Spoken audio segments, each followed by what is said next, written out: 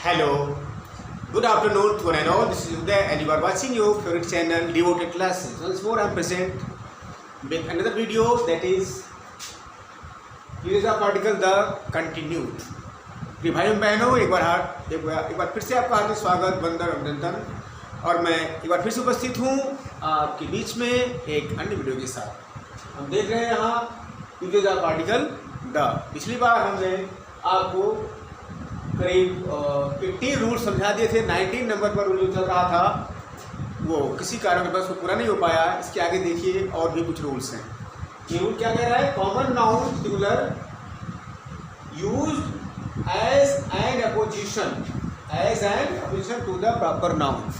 यानी कभी कभी जो कॉमन नाउन सिंगुलर होता है किसी प्रॉपर नाउन के अपोजिशन के रूप में यूज़ किया जाता है।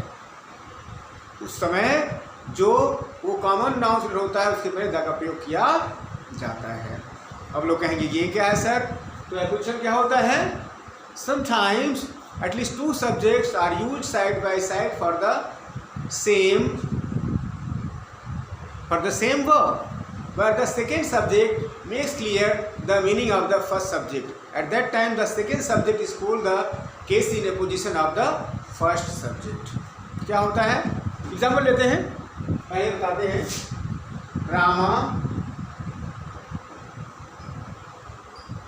the son of King Dasharath is God.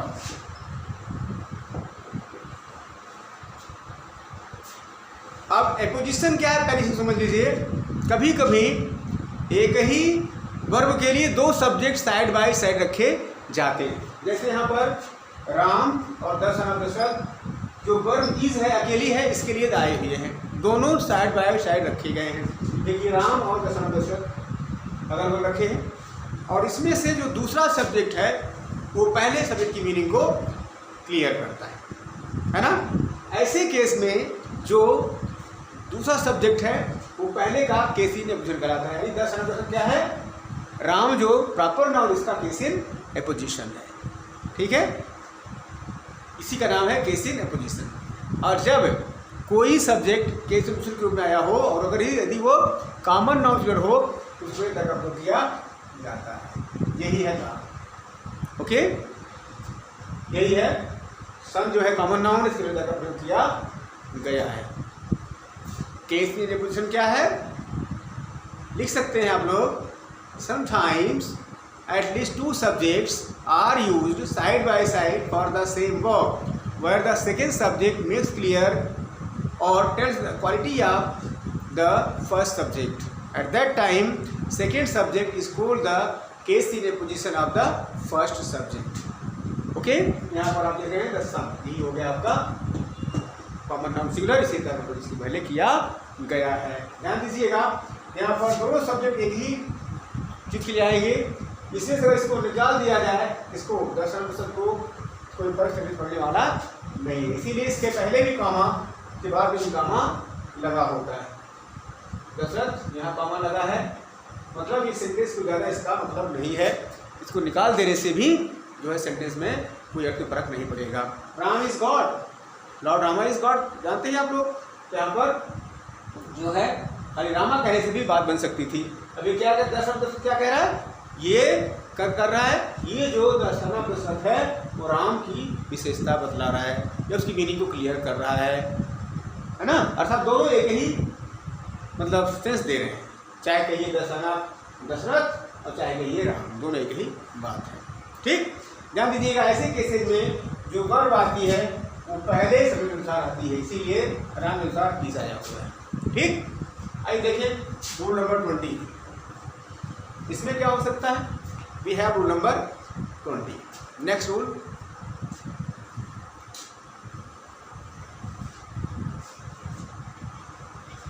Before the part of the body in place of possessive adjective. Before the part of the body in place of positive adjective. कभी कभी part of body के पहले जो है the का use होता है और उसकी वजह से वो जो नाउन के पहले जब वो द आ जाता है जो पार्ट ऑफ द बॉडी होता है तो वो जो है पश्चिम केस का काम कर जाता है, उसके प्लेस पर यानी कि द का यूज किया जाता है। जैसे हमने कहा आई CUGST caught him by the hand। मैंने उसको पकड़ लिया the hand, by the hand, the hand his hand, by his hand होना चाहिए था, यानी जो हैंड जो पार्ट ऑफ द बॉडी है इसके प्लेस पर द का यूज किया गया है। इसका सेंस क्या निकल रहा है? By his hand. द का मतलब हिज इक्वल टू हिज हो गया, यानी मतलब द पश्चिम एडजेक्टिव पे काम कर रहा है।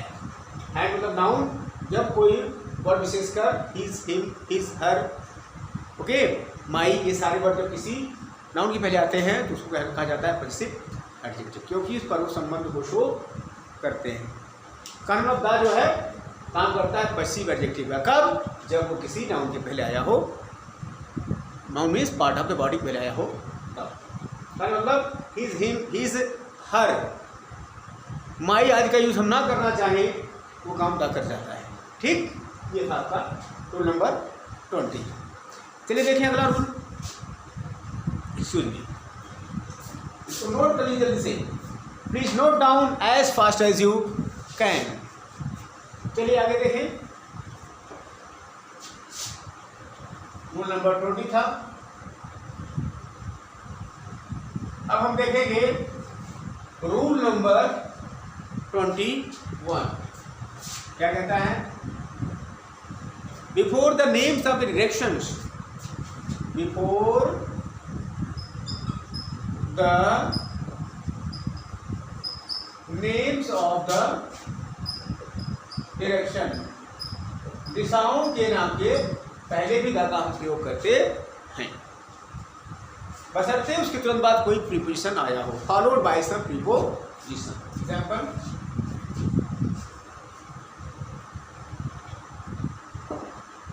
The sun sets in the west. उसके पहले देखिए ध्यान से, इन द वेस्ट, वेस्ट क्या है? डायरेक्शन है, इसके पहले द का यूज किया गया है। ठीक, इसके पहले क्या आया?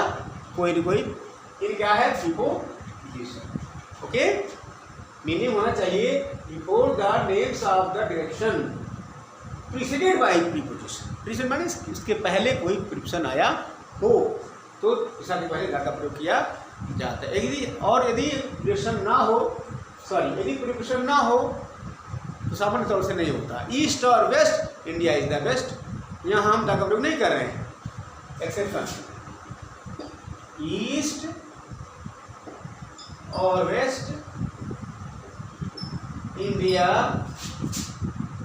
Is the best. क्या मिला यहाँ?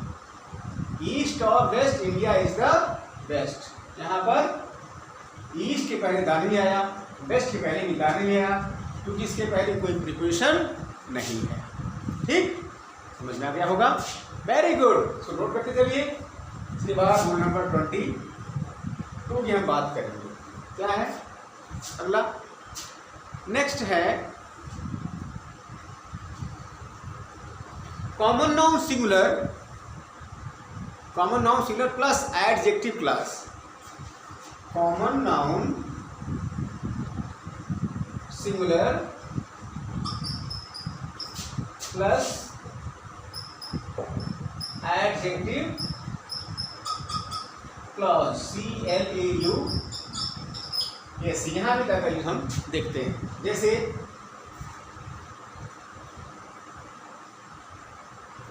The pen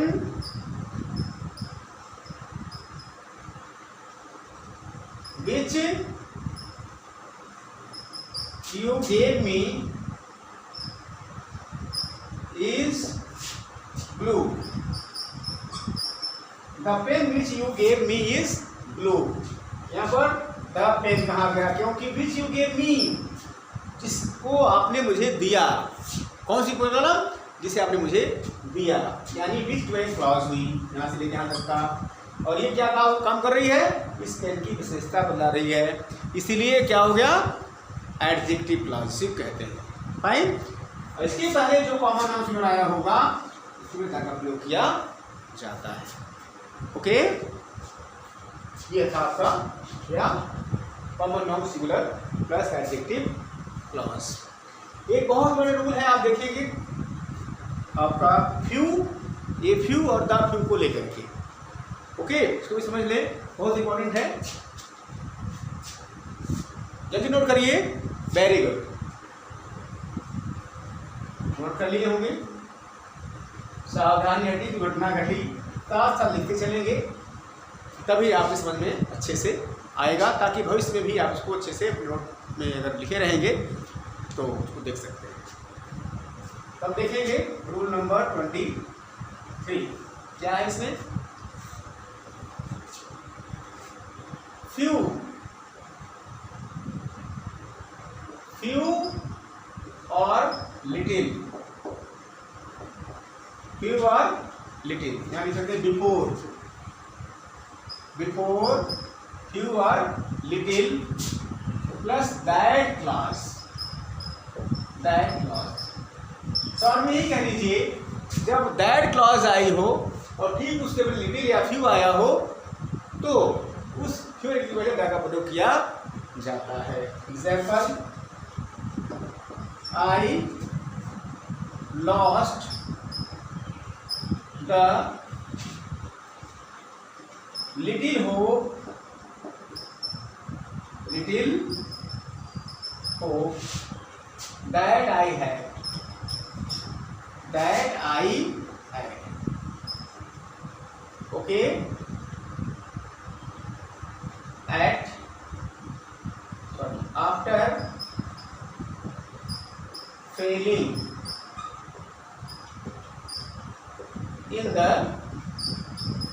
exam, I lost the little hope that I had after failing in the exam. ध्यान दीजिए, I lost the little hope, little hope कहा गया, ठीक जी। उसके बाद क्या है? दैट, दैट से लेकर के यहाँ से आता का क्या है? पूरी क्लॉज हो गई। उसके पहले होप आया, उसके पहले लिटिल आया, द इसके पहले हमने किया, मतलब लिटिल और फ्यू प्लस दैट क्लॉज जब होगा तो लिटिल के पहले द का प्रयोग किया जाएगा या फ्यू पहले द का प्रयोग किया जाएगा। चलिए लेते फ्यू वाला। He lost the few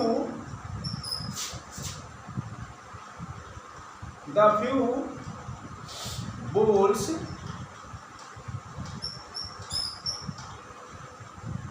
that he had. He lost the few balls that he had. यहाँ पर क्या कहा गया? few balls that he had, ये क्या है? that क्लॉज होगी। उसके पहले क्या आया? balls, यहाँ इसके पहले क्या आया? few, इसके पहले क्या आया? the। माने मतलब जब few आया हो उसके जस्ट बाद कोई that क्लॉज आई हो तो वहाँ तक का प्रयोग किया जाता है। ठीक है, यहाँ पर ध्यान दीजिएगा, ध्यान दीजिएगा। लिटिल का यूज कहाँ करते हैं? हम करते हैं लिटिल का यूज किसी अनकाउंटेबल नाउन के लिए। वो क्या है? अनकाउंट, जिसे आप गिन नहीं सकते। जबकि यहाँ बॉल यानी कि फ्यू का यूज कहाँ करते हैं? जिसे हम गिन सकते हैं। बॉल गिन सकते हैं 1 2 3 4 5 6 बॉल्स, लेकिन यहाँ होप को नहीं गिन सकते। एक आशा दो आशा 3 आशा नहीं कोई कहता, इसी का नाम है अनकाउंटेबल नाउन। जबकि यहाँ क्या है? Countable noun. जहाँ काउंटेबल नाउन रहता है वहाँ पर यूज करते हैं फ्यू का, और जहाँ अनकाउंटेबल नाउन होता है वहाँ करते हैं यूज हम किसका? लिटिल का। ठीक, हालांकि इसका डिटेल हम कभी और करेंगे, जब पढ़ाएंगे हम डिटरमाइनर्स, वहाँ विस्तार हम करेंगे फ्यू और लिटिल का डिफरेंट यूजेस क्या है। ठीक है, ये था रूल नंबर 23। चलिए देखते हैं रूल नंबर 24। जल्दी नोट करिए, अभी हमको लंबी यात्रा तय करनी है।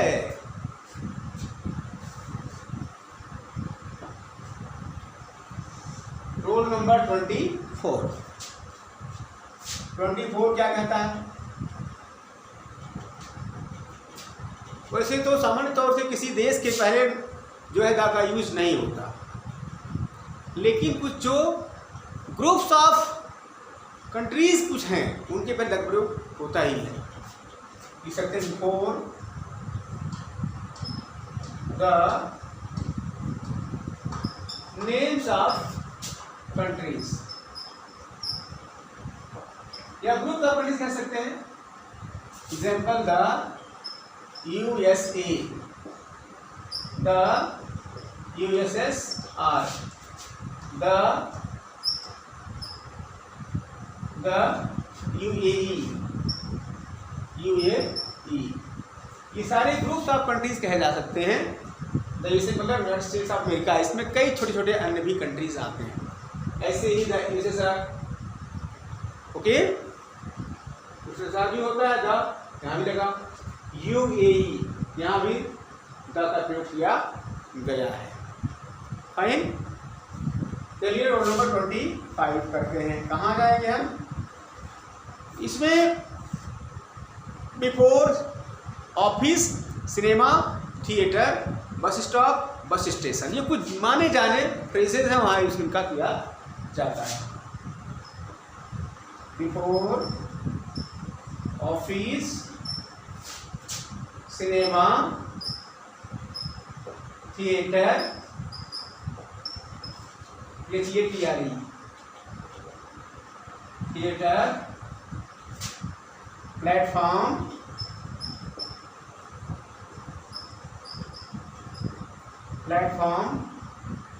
ETC, इनके बारे में यूज होता है। इतना कि जहाँ पर कुछ फिक्स चीज़ें हैं, विशेष चीज़ें भी कह सकते हैं इनको, इनके साथ द का प्रयोग किया ही किया जाता है। जैसे I am going to the office, she is